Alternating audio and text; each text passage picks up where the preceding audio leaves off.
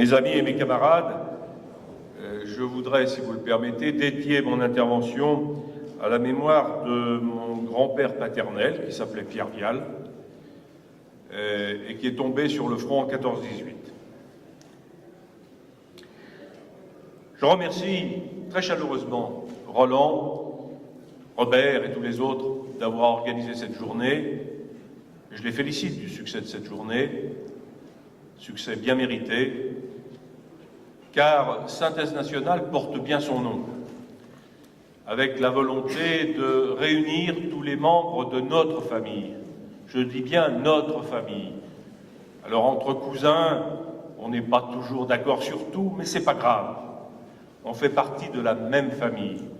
Et c'est cet esprit que l'on retrouve dans le journal Rivarol, auquel je rends hommage. Et puis aussi, ça va peut-être surprendre certains, mais le vieux païen que je suis appelle à soutenir activement le journal Présent, car il fait un travail remarquable. Et puis, d'une façon très personnelle, je suis reconnaissant à Francis Bergeron pour tout ce qu'il fait à la mémoire d'un écrivain qui m'est très cher, parce que je suis lyonnais et j'assume mon identité lyonnaise. Et cet écrivain s'appelait Henri Béraud. Pour ceux... Et j'étais, il y a quelques semaines, sur l'île de Ré, et j'ai pensé à Francis Bergeron, avec tout le beau travail. J'étais sur la tombe d'Henri Béraud, c'était la moindre des choses. J'ai vu la petite maison modeste. Il faut savoir que c'est là qu'il a passé ces dernières années. Et je pense que vous connaissez tous Henri Béraud, mais on ne connaît jamais suffisamment Henri Béraud. J'ai beaucoup lu Henri Béraud, mais je retrouve un plaisir renouvelé à le relire sans cesse. J'ai dû lire pour la 6e ou 7e fois cet été Le Bois du Templier pendu, qui est un très grand livre. Il n'est pas le seul, mais je voulais le dire. Merci à Francis Bergeron pour ce qu'il fait. Et puis, j'ai beaucoup apprécié tout ce qui a été dit au cours de cette journée sur la guerre des mots. J'avais publié il y a quelques années de ça un bouquin d'un de nos amis qui s'appelle précisément La guerre des mots. Cette guerre des mots, il y a longtemps que je suis conscient de l'enjeu qu'elle représente. Et je crois qu'aujourd'hui, plus que jamais, il faut effectivement revendiquer certains mots et sans aucun complexe. Dans le dernier numéro de la revue Terre et Peuple, j'ai fait un dossier qui s'appelle « Pour que vive notre Europe, à mort l'Occident ». Alors, il y a quelques amis qui m'ont dit « Toi, tu exagères peut-être un peu quand même, à mort l'Occident, il y a des gens qui ne vont pas comprendre. » Je dis « S'ils lisent la revue, ils vont comprendre. Ils vont comprendre que si je dis « à mort l'Occident », c'est parce que ce mot, qui a été un beau mot, j'ai été un lecteur très attentif et très fidèle de défense de l'Occident, de notre vieux et grand camarade Maurice Bardèche. J'ai eu quelques amis à une certaine époque, on va dire active, pour ne pas dire activiste, où nous appartenions à une fédération des étudiants nationalistes. Et ces amis ensuite ont fait un mouvement qui s'appelait Occident et qui était plein de très bonne volonté pour se battre contre les cocos. Donc, mais à l'époque, c'était cela. Occident, ça voulait encore dire refuser le communisme. Et ça justifiait en quelque sorte. Aujourd'hui, ce mot a été volé. Il a été volé parce que l'Occident aujourd'hui, c'est quoi? C'est l'axe Washington-Tel Aviv. Et la prétention insupportable des Yankees de diriger toute la planète. Et ça, on n'en veut pas. Jamais.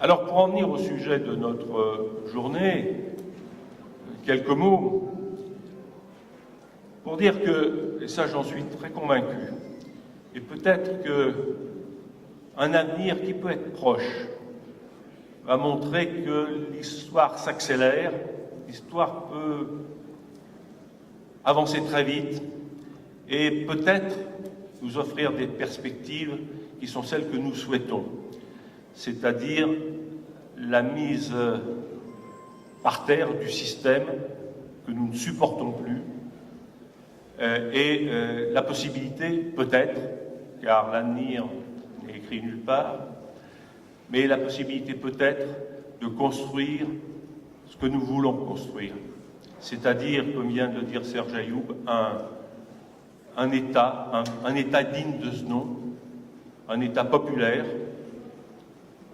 Il faudra pour ça un parti populaire, peut-être, français quand même, de préférence. Oui, je vois des sourires, évidemment. Mais je fais un peu de pub pour mon ami Roland, qui vient de publier un beau numéro sur ce que je viens d'évoquer. Mais c'est vrai qu'il y aura peut-être des possibilités. Pourquoi? Parce que le XXIe siècle sera celui d'une révolution touchant tous les domaines, politiques, économiques, sociales, culturels, et cette révolution, c'est une révolution identitaire. C'est l'affirmation du droit à l'identité des peuples, Roland l'a dit très bien tout à l'heure, de tous les peuples, Robert aussi, je crois, de tous les peuples, comme réponse, comme seule réponse possible à un mondialisme créant le déracinement, le métissage, l'exploitation des hommes au service du profit, du culte de l'argent et de la marchandisation généralisée des rapports entre les êtres. L'autre jour, j'entendais un certain Valls dire qu'il ne voulait pas la marchandisation des êtres humains, mais qu'est-ce qu'il fait, lui et ses petits copains, depuis des années et des années? Il ne fait rien d'autre. Ceci étant, Sarkozy fait la même chose. Au passage, quand même, un gag. De temps en temps, quand même, il faut se distraire un peu. Manuel Valls, maintenant, est contre les mères porteuses. Il y a un an, il était pour. Sarkozy, maintenant, est favorable à l'exploitation du gaz de schiste. Il y a un an, il était contre. Ça ne les gêne pas. Qu'ils disent tout et le contraire de tout, alors là, aucun problème, aucun souci, parce qu'ils ont un tel mépris pour le peuple qu'ils se disent, mais ils ne vont même pas s'en apercevoir. On peut lui raconter n'importe quoi, ça passera toujours. Et là, je crois qu'ils se mettent le doigt dans l'œil. Ils vont avoir de bien mauvaises surprises parce que les gens ne sont pas si stupides que ça. Et ils ont tort de mépriser le peuple, parce qu'un peuple, le peuple commence à se réveiller, et peut-être que ce réveil va être un peu brutal à l'égard des gens qui ont été à la tête du système depuis si longtemps, depuis trop longtemps. Cette révolution identitaire, elle sera intrinsèquement liée à la reconquête de notre terre, qui passe par le départ, de gré ou de force, des envahisseurs.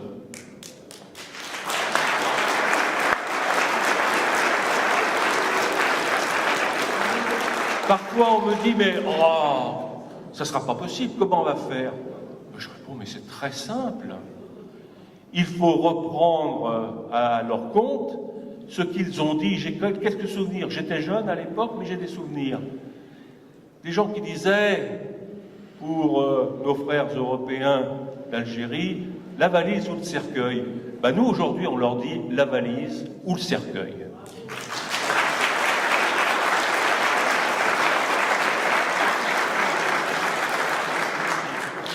Alors j'entends aussi dire parfois que le grand mythe mobilisateur des patries charnelles a échoué. Je ne crois pas. Je ne crois pas parce que se multiplient sous nos yeux les signes annonciateurs de l'éveil ou du réveil des peuples. À Nantes, le 27 septembre, c'est tout récent, 30 000 manifestants, alors bien entendu les autorités ont minimisé les chiffres, mais non, c'est pas ça, c'est pas ça. Quand on était sur place, on voyait que c'était ça. 30 000 manifestants sont descendus dans la rue pour exiger la réunification de la Bretagne. En tête du cortège, plusieurs centaines de joueurs de biniou et une banderole proclamant « Nous sommes une nation ». Un slogan qui est comme un écho à celui « Nous sommes un peuple » que lançaient les Allemands le 9 novembre 1989 au moment de la chute du mur de Berlin, annonçant la réunification de l'Allemagne. Et je me souviens très bien à cette époque, j'étais avec quelques camarades devant les écrans de télévision et on se disait mais ça y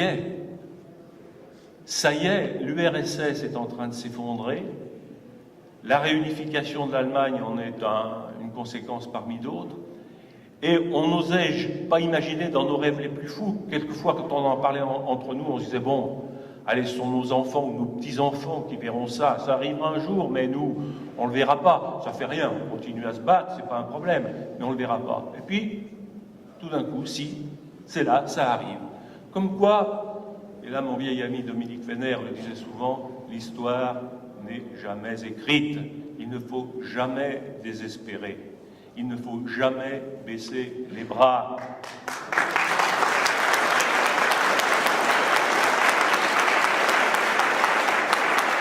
Vous savez, au Moyen-Âge, en Espagne, quand des gens qui s'étaient réfugiés dans les montagnes du nord de l'Espagne, ils n'étaient pas bien nombreux, c'était des résistants, des francs-tireurs, mais qui avaient décidé une chose, c'est qu'ils n'acceptaient pas le vol de leurs terres et l'installation de gens venus d'Afrique. Ils n'acceptaient pas. Si on leur avait dit à ces gens-là, mais votre truc, ça ne va pas réussir avant 800 ans, c'est ce qui s'est passé. Il a fallu 8 siècles. Mais au bout des 8 siècles, les autres ont été virés. Bon, aujourd'hui d'ailleurs, comme par hasard, il faut entendre le discours des Maghrébins qui disent « mais on va refaire Al-Andalus ». Al-Andalus, c'était l'Espagne musulmane. Ils n'ont pas renoncé. Ils ne renoncent jamais. Tant que, comme disait le bon roi Saint-Louis, on ne leur a pas passé l'épée à travers du corps.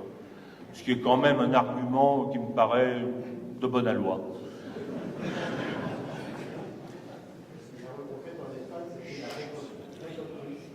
Et puis, cette Reconquista, qui est un grand exemple pour nous, c'est pour ça que j'ai voulu donner à la table ronde de Terre et Peuple, qui aura lieu ici le 7 décembre, le titre « Reconquête, hier, aujourd'hui, demain ».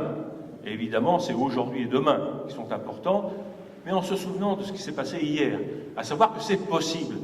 Moi, je ne supporte plus les gens qui disent « c'est pas possible ». Comment c'est pas possible?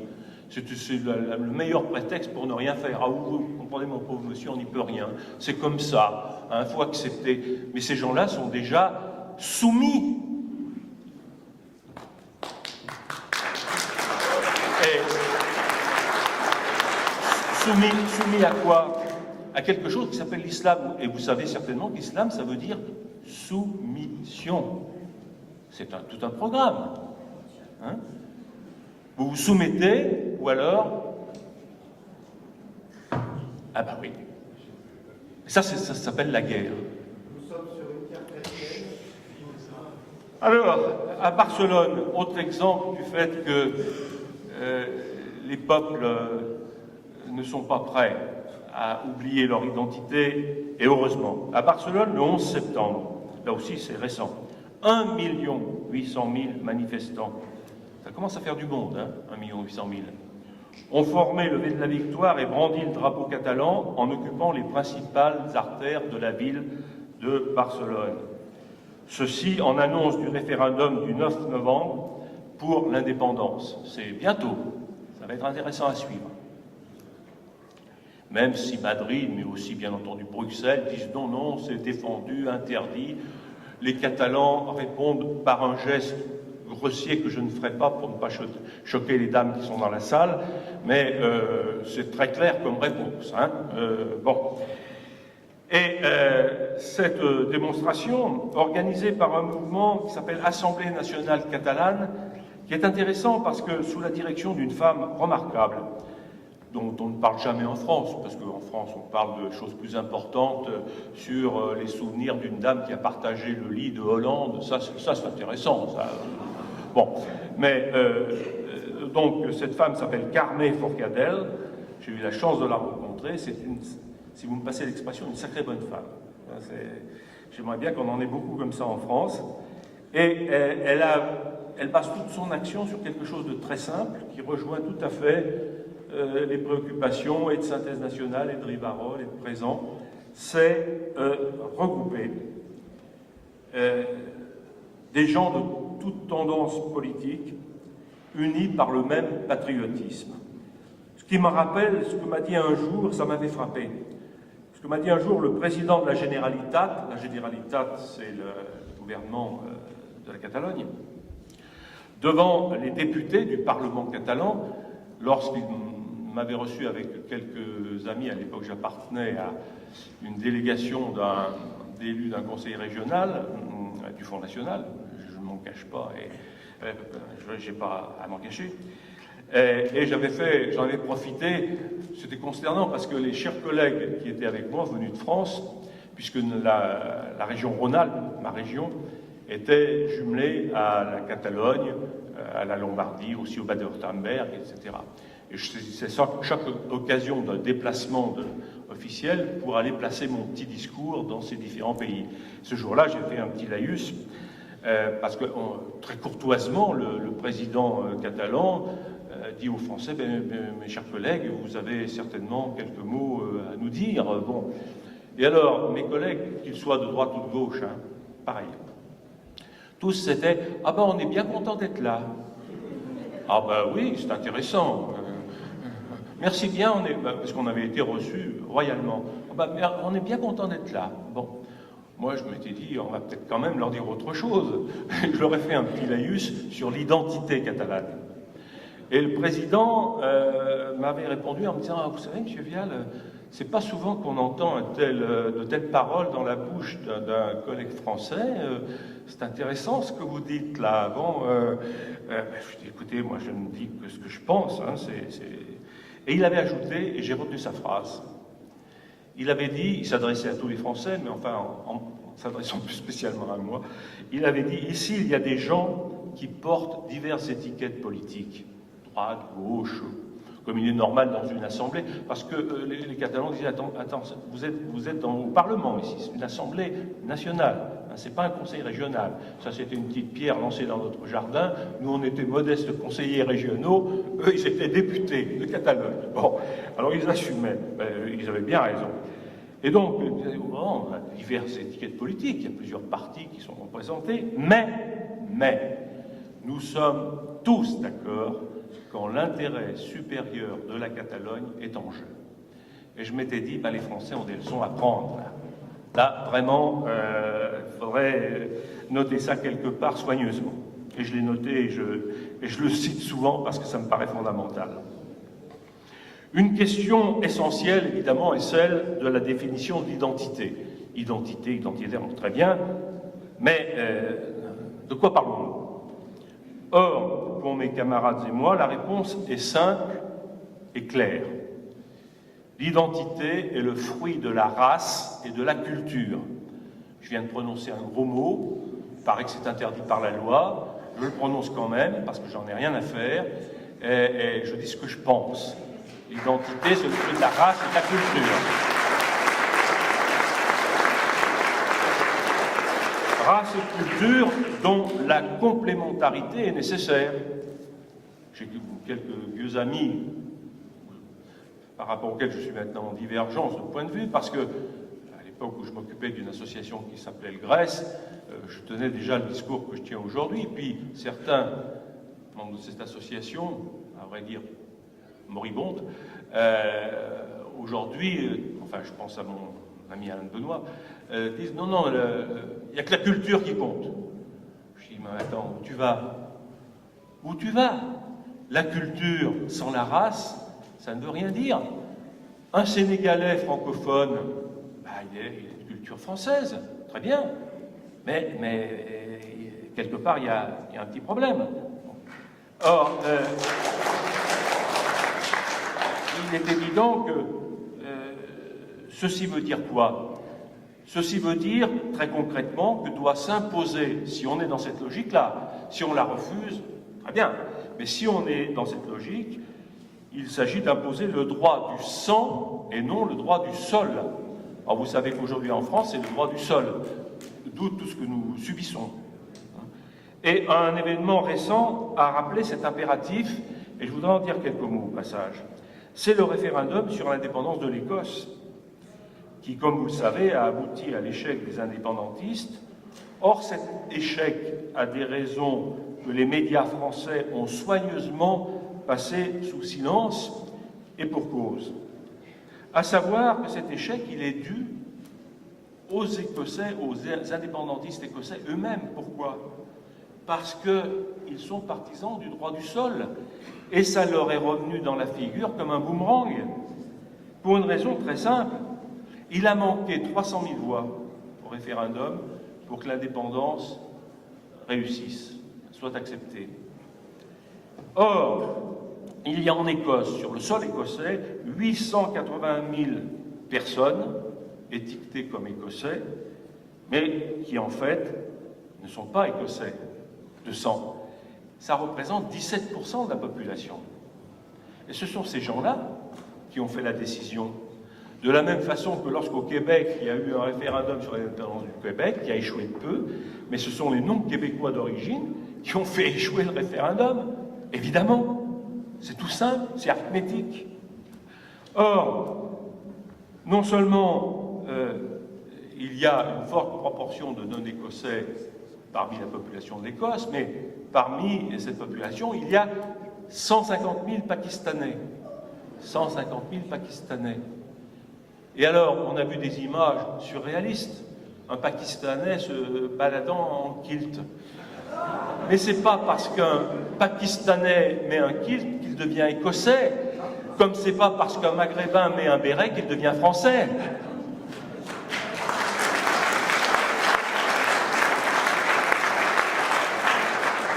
Et de plus, bien sûr, il a été interdit à des hommes et des femmes d'origine écossaise, mais installés hors d'Écosse, de participer au référendum. Droit du sol. Ils n'étaient pas en Écosse, donc ils ne sont pas considérés comme écossais, ce qui est une aberration. Bon. Et puis aussi, bon, ça n'a pas arrangé les choses, c'est bien évident.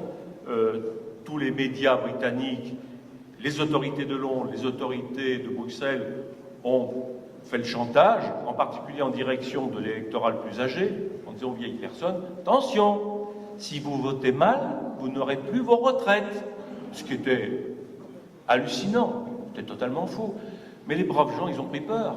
Ils se sont dit, zut, plus de retraite, comment on va faire? Bon, donc, ils ont voté non. Mais ce qu'il faut se dire, c'est que cette génération de gens frileux, on peut leur pardonner, parce que, bon, ils n'étaient pas sûrs de leur avenir, même si l'avenir, pour eux, n'est pas très long, mais bon, on peut être un peu indulgent. Mais ces gens-là, pour des raisons biologiques, ne sont plus là rapidement. Et la majorité, la très forte majorité des électeurs écossais dans la tranche d'âge 18-35 ans a voté pour l'indépendance. Donc, l'évolution va se faire, et je ne veux pas jouer au prophète, mais on n'a pas fini de parler de la volonté d'indépendance de l'Écosse. En tout cas, le cas écossais est une illustration, à mon sens, flagrante de l'enjeu, droit du sang ou droit du sol. Un autre exemple fort d'enracinement identitaire est fourni, vous allez peut-être être surpris par le fait que je mentionne cela, mais par le peuple kurde, sur lequel, il faut bien le dire, beaucoup de Français sont peu ou pas du tout informés. D'où mon souci d'en dire quelques mots. Ce peuple kurde, il est au cœur de l'actualité en raison de la résistance acharnée qu'il manifeste face à la progression des djihadistes prétendant imposer un État islamiste partout où ils sont. Ça se passe dans le nord de la Syrie, avec un enjeu qu'on a sous les yeux en ce moment. C'est la ville de Kobané. La ville de Kobané, c'est la 3e ville kurde de Syrie, et qui est défendue par une milice kurde avec un armement dérisoire en face de celui des djihadistes. Et si Kobané tombe, c'est 400 km de frontière entre la Turquie et la Syrie qui seront contrôlés par les djihadistes. Je ne vous fais pas de dessin sur les conséquences que ça peut avoir pour faciliter, entre autres, les touristes venant de France, d'Europe, et en particulier de France, des petits jeunes gens bien sympathiques qui veulent aller faire le djihad. Je vais en redire un mot. Un mot quand même sur les Kurdes, parce que je me rends compte en parlant autour de moi que peu de Français connaissent le problème kurde. C'est un peuple de 40 millions de personnes. 40 millions. Répartis entre la Turquie, ils sont à peu près 18 millions en Turquie, l'Iran, ils sont 10 millions, l'Irak, 8 millions, la Syrie, 2 millions, et de forts contingents en Europe, en Allemagne, ils sont 900 000. En France, 300 000. C'est pas tout à fait rien, plus d'autres groupes répartis dans d'autres pays européens, mais aussi aux États-Unis, en Australie, au Canada. Bon, c'est ce que certains appellent, j'aime pas trop ce mot-là, la diaspora kurde. Bon, diaspora, ouais. Bref. C'est devenu un mot commun pour désigner des gens éparpillés un peu à travers le monde. Bon. Avant 1923, et depuis 1639, les Kurdes étaient répartis entre l'Empire ottoman et l'Empire perse. À partir de 1923, malgré les promesses qui avaient été faites par les Alliés pendant la guerre 14-18, parce que pendant la guerre 14-18, les Alliés, pour essayer de l'emporter sur l'Allemagne, promettaient tout et n'importe quoi à beaucoup de monde. Bon. Alors, juré craché, on avait dit aux Kurdes, venez à nos côtés et vous verrez, après la victoire, on vous fera un bel État kurde, rien que pour vous, indépendant et tout, et tout, et tout. Les braves Kurdes, naïfs, s'imaginaient que ces gens-là disaient la vérité. Or, ils ne disaient pas la vérité, parce que peu de temps après, ils ont dit, ben non, finalement, c'est pas possible. On peut pas faire un Kurdistan indépendant. Ils se sont retrouvés répartis à partir de 1923, c'est exactement le traité de Lausanne, ça fait partie de ces traités, vous savez, qui ont suivi la guerre de 14-18, pour remodeler complètement la carte, non seulement de l'Europe, mais du Moyen-Orient, entre autres. Bon, ils se sont trouvés répartis, ces malheureux Kurdes, en un certain nombre de pays, c'est-à-dire ceux que j'ai cités, Turquie, Iran, Irak, Syrie. À l'époque, la Syrie était un protectorat français, on l'oublie, et aussi en Irak, qui était à l'époque, on l'oublie aussi, un protectorat britannique. Là, pardonnez-moi, j'ai l'air de vous faire un petit cours d'histoire, mais c'est pas inutile quelquefois de se remémorer un peu certaines choses, parce que ça permet de mieux comprendre ce qui se passe sous nos yeux. Et ces territoires où les Kurdes se sont trouvés divisés, éparpillés, ont quand même quelque chose en commun. C'est que pour beaucoup d'entre eux, ils sont riches en pétrole et aussi riches en eau, dans une partie du monde où l'eau, c'est une richesse. Et là aussi, je ne veux pas jouer au prophète, mais je peux vous dire que dans les conflits qui vont se produire dans les décennies qui viennent, l'eau sera un enjeu fondamental. Ça paraît un peu étonnant de dire ça, on va se battre pour l'eau. Ben oui, on va se battre pour l'eau, oui, tout à fait. Ça va devenir une denrée rare dans certaines circonstances. Rare et indispensable. Le peuple iranien, alors les Kurdes, parfois on me dit, mais c'est qui ces Kurdes? Tu nous parles des Kurdes, mais qu'est-ce que c'est que ces gens-là? Ben, ce sont les descendants d'un peuple qui, dans l'Antiquité, s'appelait les Mèdes. Alors, ceux qui s'intéressent un peu à l'histoire de l'Antiquité en ont entendu parler. Et ces Mèdes, eh bien, ancêtres des Kurdes, leur ont laissé un certain nombre de choses, dont des langues. Aujourd'hui encore, les Kurdes parlent des dialectes qui sont tous issus d'une langue indo-européenne. Les Kurdes sont des indo-européens. Alors, il y a eu des mélanges, bien entendu, au fil du temps, il ne faut pas non plus idéaliser. Il n'empêche que, quand vous vous intéressez, ça n'a rien à voir, mais c'est pas grave, certains, si on s'intéresse aux Kurdes et qu'on regarde un peu près ces populations, on voit, alors là, je ne dis pas tous, mais parmi eux, on voit des hommes, des femmes, des enfants, aux cheveux blonds, aux roux, aux yeux clairs, et quand on ne connaît pas la réalité de l'identité kurde, on ne comprend pas très bien. Mais ça s'explique fort bien quand on veut bien remonter un peu à la source, aux origines. Ce qui est toujours instructif quand on veut comprendre, je le répète, les réalités d'aujourd'hui. Au passage, on peut dire que depuis plus de 30 ans maintenant, la langue, la littérature et l'histoire aussi kurde sont enseignées à Paris. Si ça vous intéresse, il y a une école qui s'appelle les Langso, c'est le nom qu'on lui donne habituellement. Son nom officiel, c'est l'Institut national des langues et civilisations orientales. Et là, si vous voulez tout savoir sur les Kurdes, vous pouvez l'apprendre sans problème. J'ajouterai simplement qu'en Irak, les Kurdes bénéficient d'une large autonomie,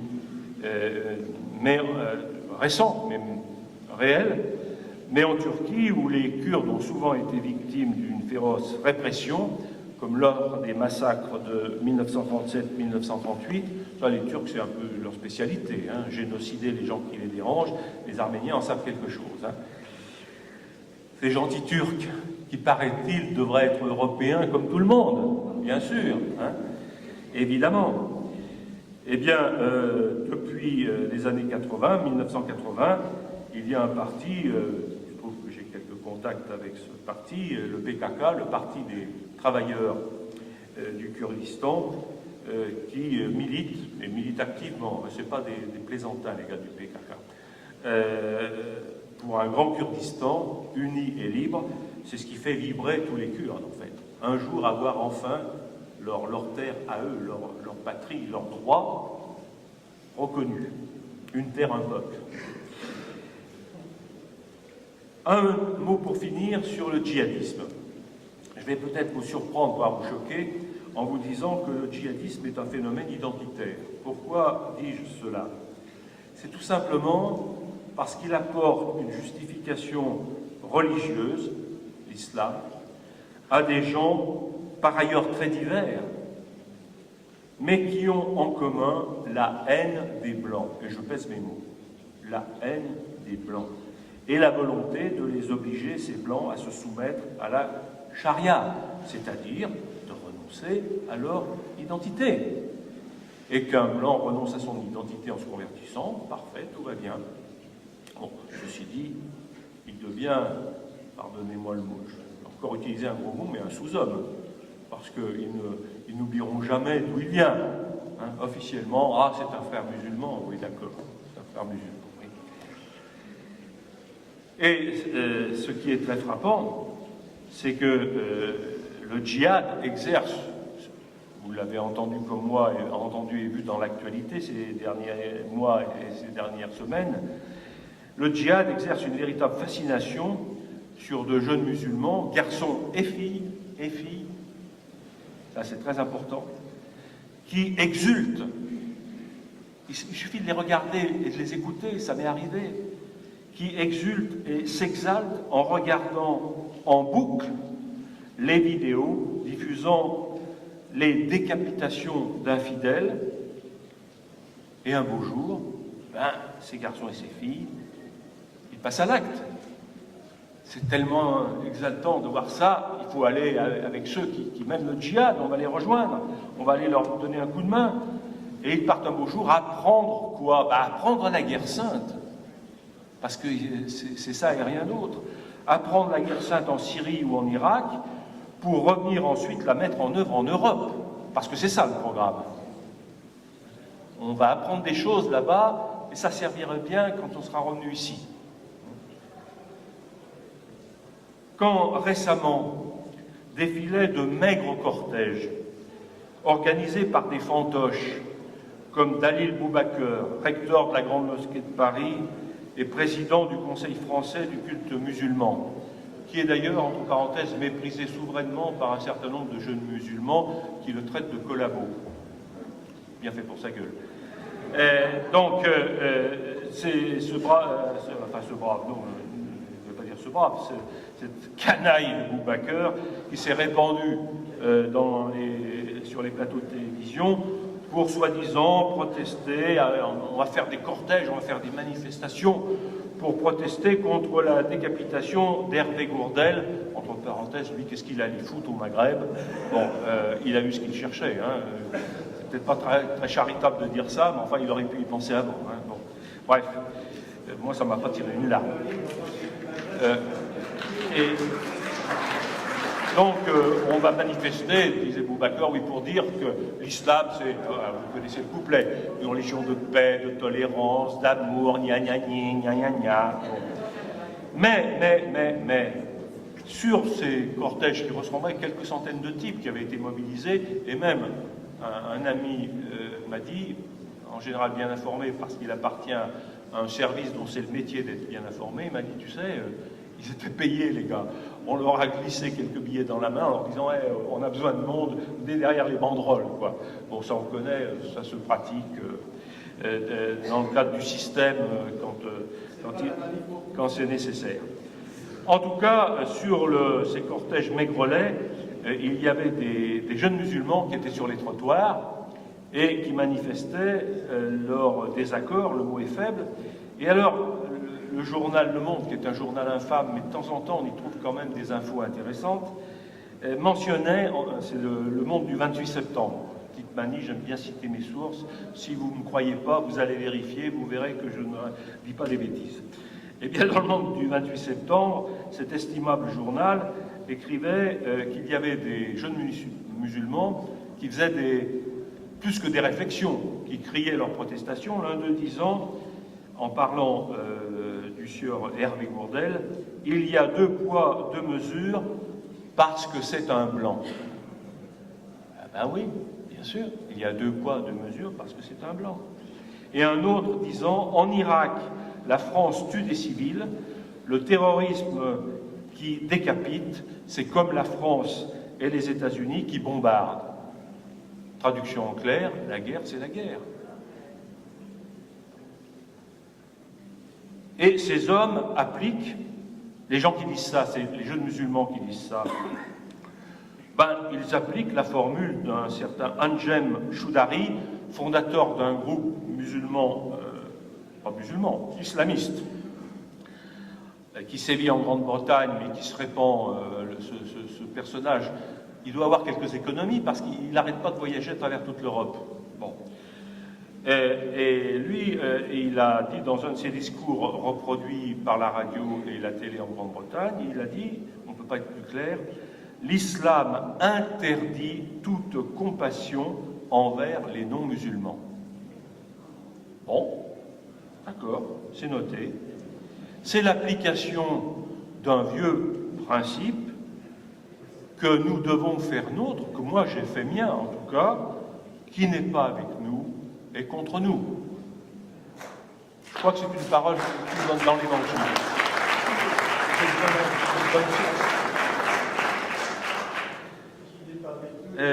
Donc, l'attrait du djihadisme, et je vais en terminer par là, l'attrait du djihadisme est illustré par le fait que l'État islamique, présenté par son fondateur comme le califat, le mot, là aussi, n'est pas neutre, hein. Le califat, ça veut dire faire renaître l'époque où l'islam dominait l'Afrique, l'Asie et une partie de l'Europe. Il a vocation, ce califat, d'après son fondateur et ses principaux responsables, à s'étendre sur toute la planète. Mais là, les musulmans sont dans leur logique. Hein. Toute l'humanité doit se convertir à l'islam, donc allons-y. Hein. Et ils développent leur emprise, non seulement au Moyen-Orient, ça on le sait un peu, ou beaucoup, mais aussi en Afrique et en Asie. Beaucoup de personnes en France ignorent que le djihadisme fait des progrès considérables depuis quelques mois en Asie. Par exemple en Indonésie, qui est, ça aussi on ne le sait pas toujours, le plus grand pays musulman du monde. Si on vous pose la question à 100 balles dans un concours, quel est le pays musulman le plus important par sa population? C'est l'Indonésie. Mais c'est vrai en Indonésie, c'est vrai en Malaisie, en Thaïlande, aux Philippines, à Singapour, partout, l'islamisme s'implante de plus en plus. Alors, face à ce phénomène, les peuples d'Europe ne pourront résister que s'ils prennent conscience, et ça c'est notre devoir, que s'ils prennent conscience que se battre pour leur identité est une arme de survie. Il faut maintenant poser le problème en termes de survie. Et je dis bien une arme, car nous sommes en guerre. Il faut se mettre ça dans la tête. Et un vieil ami aujourd'hui disparu, qui s'était beaucoup battu dans sa vie, disait un jour, tu sais, pour se battre sur le terrain, il faut d'avoir intégré dans sa tête que la guerre est une nécessité. Quand on a la guerre en tête, c'est bon, on peut y aller. Eh bien oui, il y a des gens que ça choque, mais je crois que c'est vrai. Et la guerre que nous avons amenée et qui existe déjà sous nos yeux, hein, c'est une guerre, là aussi il faut appeler les choses par leur nom, c'est une guerre raciale. Et ceux, qu'ils soient maghrébins ou nègres, excusez-moi, j'utilise des mots directs, qui, lorsqu'ils désignent des gens de même origine qu'eux, disent « mes frères et mes sœurs ». Ça, c'est dans leur vocabulaire. Nos frères, nos sœurs. Mais ils ont raison. Il faut maintenant que les Gaulois prennent l'habitude, quand ils parlent des autres Blancs, de dire « nos frères et nos sœurs ». Parce que c'est ça l'enjeu. Alors, ceux qui n'ont pas compris ou ne veulent pas ceux qui n'ont pas compris cela ou ne veulent pas l'admettre, parce que c'est pas bien, eh bien, ils se condamnent eux-mêmes à disparaître. Tant pis pour eux. Tant pis pour eux. S'ils ne veulent pas comprendre que pour survivre, il va falloir être prêt à faire beaucoup de choses, tant pis pour eux, qu'ils crèvent. Et nous nous battons, et nous nous battrons avec les moyens appropriés qu'exigeront les circonstances. Que ceux qui ont des oreilles entendent et en tirent les conséquences. Merci.